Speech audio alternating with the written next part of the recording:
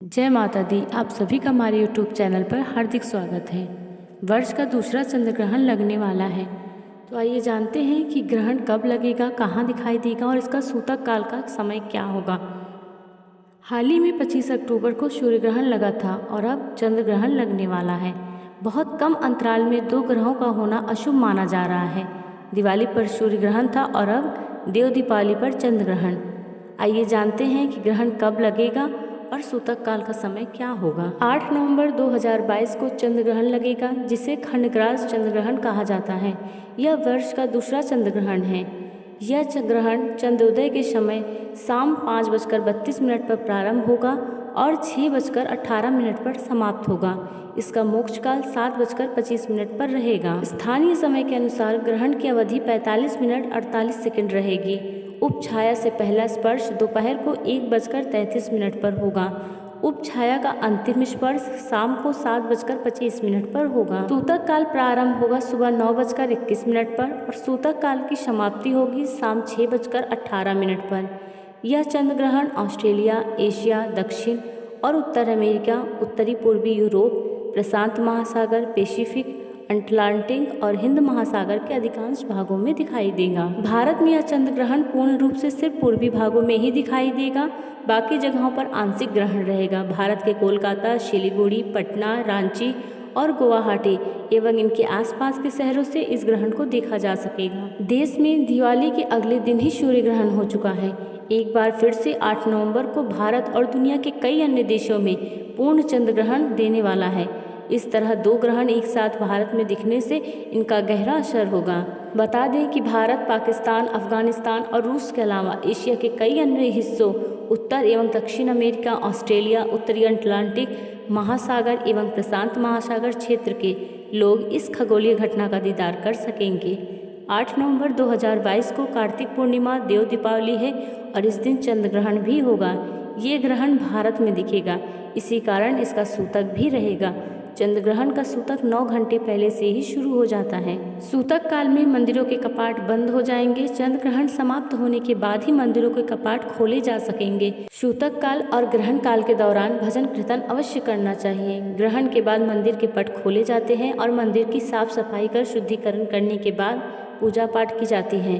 कार्तिक पूर्णिमा होने के कारण इस दिन दीपदान ग्रहण छूटने के बाद ही किया जा सकेगा या फिर इसके अलावा अगले दिन या एक दिन पहले भी स्नानदान और दीपदान किया जा सकता है। आप सबको बता दें कि सूतक काल में पूजा वर्जित होती है, इसलिए इस दौरान घर में रहकर ही भगवान का ध्यान करें। मान्यताओं के अनुसार ग्रहण के दिन भोजन आदि खाद्य पदार्थों में भी तुलसी की पत्ती डालकर ही उन्हें ग्रहण किया जाता है। ग्रहण में जो भी दान दिया जाता है वह दान अमृत तुल्य माना जाता है। ग्रहण के बाद लाल कपड़ा, तांबे के पात्र, मसूर दाल, गेहूं और लाल फल का दान करना बेहद उत्तम माना जाता है। वैदिक सभ्यता के अनुसार ग्रहण के बाद इन चीज़ों का दान करने से कुंडली में मौजूद ग्रहों के सभी दोष दूर होते हैं और शुभ फलों की प्राप्ति भी होती है। हिंदू पंचांग के अनुसार चंद्र ग्रहण का सूतक काल ग्रहण लगने के 9 घंटे पहले ही शुरू हो जाता है, इसलिए भारत में इस चंद्र ग्रहण का धार्मिक प्रभाव और सूतक मान्य होगा। सूतक काल के नियमों का पालन हमें अवश्य करना चाहिए। आइए जानते हैं कि चंद्र ग्रहण में क्या करें और क्या नहीं करना चाहिए। चंद्र ग्रहण के दौरान कोई भी शुभ कार्य नहीं करें। फूल और पत्ती तोड़ना वर्जित है। चंद्र ग्रहण के दौरान तेल भी नहीं लगानी चाहिए।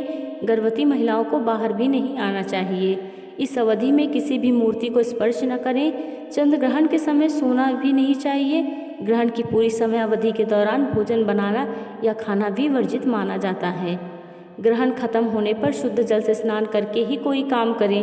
ग्रहण के काल में इष्ट देवता का ध्यान करें और मंत्र का जाप भी जरूरी है। ग्रहण से पहले बने भोजन या रखे पानी को हटाएं और ताज़ा भोजन ही बनाएं। ग्रहण के बाद गाय को घास, पक्षियों को दाना, गरीबों को वस्त्र दान करें। शिवलिंग पर जल चढ़ाना चाहिए और शिव मंत्रों का जाप भी करना चाहिए। ग्रहण समाप्त होने के बाद मंदिर से लेकर अपने पूरे घर को गंगा जल से शुद्ध अवश्य करना चाहिए। वैदिक ज्योतिष के अनुसार चंद्र ग्रहण का प्रभाव हर व्यक्ति के जीवन पर पड़ता है, लेकिन इस दौरान खास तौर पर गर्भवती महिलाओं को सावधान रहने की सलाह दी जाती है। मान्यता अनुसार गर्भवती महिलाओं को ग्रहण नहीं देखना चाहिए, क्योंकि इसका बुरा प्रभाव गर्भ में पल रहे शिशु पर पड़ता है। गर्भवती महिलाओं को चंद्र ग्रहण के दौरान नुकीली चीजें जैसे कि सुई, चाकू आदि का उपयोग करने से भी बचना चाहिए। सूर्य ग्रहण समाप्त होते ही सूतक भी समाप्त हो जाता है, तो ऐसे में सूतक समाप्त होते ही तुलसी के पौधे में गंगा जल छिड़क कर उसे शुद्ध कर लें। पूरे घर में गंगा जल छिड़के ताकि नकारात्मक ऊर्जा खत्म हो जाए। सूतक समाप्त होते ही गर्भवती महिलाओं को स्नान करवा देना चाहिए। सूर्य ग्रहण समाप्त होने के बाद तिल और चने की दाल का दान अवश्य करें। सूर्य ग्रहण खत्म होते ही घर में झाड़ू लगाने के साथ साथ पोछा लगा दें और सभी देवी देवताओं का दर्शन करना भी शुभ माना जाता है। ग्रहण खत्म होते ही स्नान करके अपने आराध्य के दर्शन अवश्य करें। सूतक काल में हो सके तो भोजन ग्रहण करने से बचना चाहिए। हालांकि बीमार, वृद्ध और गर्भवती महिलाओं को इस तरह के कोई भी खास नियम लागू नहीं है। बचे खाने में तुलसी का पत्ता डालकर रख दें। तुलसी के पत्ते सूतक लगने से पहले ही तोड़कर डाल देना चाहिए। सूतक लगने के साथ गर्भवती महिला को घर से बाहर न निकलने दें और अपने पेट के हिस्से पर गेरू या गाय का गोबर अवश्य लगाएं। सूतक काल में गर्भवती स्त्रियों को किसी भी प्रकार की नुकीली वस्तु न दें। गर्भवती महिलाओं को हो सके तो जागते रहना चाहिए और मंत्रों का जाप करना चाहिए। अपने बराबर या फिर कुश की दीवार से टिकाकर खड़ा कर दें, ये ग्रहण में आपका प्रतीक होगा। सूतक काल में घर के मंदिर में भी पूजा पाठ ना करें, हो सके तो मंदिर में पर्दा लगा दें। सूतक काल में सोना, नाखून काटना, भोजन बनाना, तेल लगाना, बाल काटना या फिर कटवाना, ये सब वर्जित माना जाता है। चंद्र ग्रहण की घटना पूर्णिमा के दिन ही होती है। हिंदू धार्मिक मान्यताओं के अनुसार सूर्य ग्रहण हो या फिर चंद्र ग्रहण, दोनों घटनाओं को राहु केतु के साथ जोड़कर देखा जाता है। इससे जुड़ी एक पौराणिक कथा के अनुसार स्वरभानु नामक एक दैत्य था जिसने समुद्र मंथन से निकलने वाली अमृत की कुछ बूंदों का अमृत पान कर लिया था। स्वरभानु छल से देवताओं का रूप धारण करते देवताओं की कतार में जाकर बैठ गया, लेकिन सूर्यदेव और चंद्रदेव ने उस असुर को पहचान लिया और इस बात की जानकारी तुरंत ही मोहिनी रूप धारण किए हुए भगवान विष्णु को दे दी।